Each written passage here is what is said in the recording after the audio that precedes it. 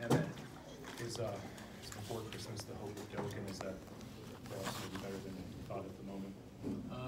I don't know enough to tell you. I know that the X-rays were negative, so he's got a bad. I mean, he's got a big, pretty significant ankle sprain, but and there's a lot of swelling. So you know, I'm hopeful that's the case, but I think indefinitely would be the best way to probably put it, because it's not day to day. It's probably going to be a while. Is it a high ankle sprain? Or do you know? That's what I was told initially, but that's not what Doc said. Doc said it's just he just rolled it, and it's just but he rolled it pretty significantly. I didn't see the replay when he played Barnesville, I guess. Coach, what do you think of Quinn's performance tonight? He's good. Yeah, it's good. Good to see him, be aggressive and do some things. He wasn't very aggressive the first half, but our whole team was better the second half. But he was good. I mean, Devon was great. And then, player of the game, without question, was Marcus Garrett. Without question, the whole game changed when he started guarding their big. The whole game did. So I think we went on about it may not have been right when he checked in, but soon after he checked in is when we went on a run. So I thought that I thought all those little guards, all those young kids played well. Who would have thought Doak would get a goose egg because of injury, but Gerald would get a goose egg, and we'd go 3 of 23 from 3 and win by 25 against that team. So there were a lot of good things that happened tonight defensively for us. What was putting Marcus on the big, just a quickness advantage, or what was the hope when you? He can we call it up front, when you set on the guy's legs. Yeah. He did a good job with that, and he knows how to show up, and he understands scouting report and showing off screens when you can and when you can't, and things like that. But our perimeter defense was a lot better, a lot. Coach, how much time have you had to practice with that smaller lineup this year coming into this game? We haven't practiced, well, I shouldn't say never, because there's been some times, I think, in late game situations that the other team plays 4 guards that we played small, but we haven't played small like that.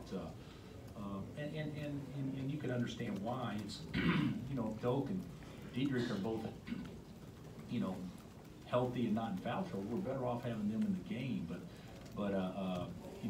there's no question, so you got Gary, I can go ahead and answer now. Marcus will start at the 4, at least, moving forward in the immediate future, unless something unforeseen happens in practice, because that gives us the best chance to spread the floor and have Diedrich be isolated on the post. So whenever Doak isn't in the game, we need to find a way to isolate Diedrich on the post, and it's hard to if you have another big in there with him that can't stretch it at all. So I think that's probably our best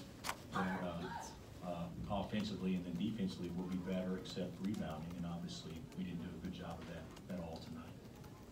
What do you think of the job you guys did defensively against Fletcher? He obviously had a pretty rough shooting night. Yeah, he did, but he didn't give any, he probably got, if you take 9, I would say that he would still make 3, even on an average day for him, even if we guard him well, because he can make guarded shots, because he still got, a couple open looks, but he didn't get many.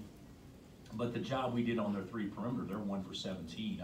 I thought that's the best we did as far as pressuring out and making them catch the ball a little bit further out. And I thought our shows off ball screen and stuff like that was the best it's been. So yeah, that was by far the best we've done. It's, I don't want to get excited because you saw how bad we were Saturday, but that was a different type of team. Saturday was a team that drove it, and this is a team that shoots off the catch. And so, we'll have to obviously do a better job guarding the ball against teams that really try to drive it downhill. What was the message to Gerald? Obviously, probably disappointed about his startings. No, I don't think he was disappointed. I actually think he was pleased he was going to play. So I didn't make a big deal of it. He's been great, but he's late to shoot around. So there was no message, except we'll see how you react, whenever I told him that Marcus was starting, when we started practice, when I said scout team go get a shirt on, he went to go get a shirt on because he didn't think he would even play. But he didn't want that, just him being late. But I think it's a pretty good lesson, though. He's been on a roll, and when your head head's not quite right, and you're probably thinking about some other things, you kind of have a hard game, but that, I thought it was great, you know. When things are right and thoughts are pure and that kind of stuff, you play lights out, and when it gets a little bit congested up there, you know, you don't maybe play quite as well, and we were actually better in the second half. We went on a run with him on the bench. So I think that's not an awful thing for anyone to see, but it's certainly, his attitude was terrific. I mean, he's a good teammate, his attitude was great. Bill, with He'll start next game, just so you know. with Quentin, the way he finished tonight and the way he attacked the rim, did it look different to you? Yeah, it looked different to me the second half. I didn't think the first half looked a lot different. You know, he made one shot, but he got in there and finished, and he made a couple of passes in transition. That pass he made to Diedrich in transition was big time. But he hasn't been, you know, doing things like that as often as he can. And, you know, we're obviously a team that's going to score more off the bounce, so we're not going to get as many assists because we don't have catch and shoot guys like we've had in the past.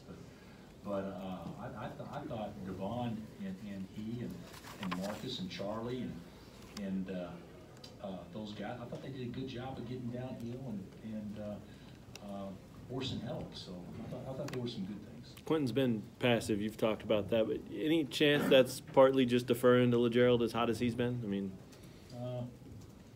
no, I don't. I mean, I guess maybe, but I can't see that. Yeah. If you wanted to defer to LeGerald, then give him a shot. Yeah. You know, so I don't look at it that way. But he was much better tonight. He was good. Well, you've been looking for ways to go smaller. Are you just interested, maybe even in the short term, to see kind of what this four guard thing might look like, a little more extended? Yeah, I'm not. I'd rather have Doak. Yeah. But yeah, I think so. I think so. There's no question our best offensive team will be if Doak's not in the game playing small. I believe that. So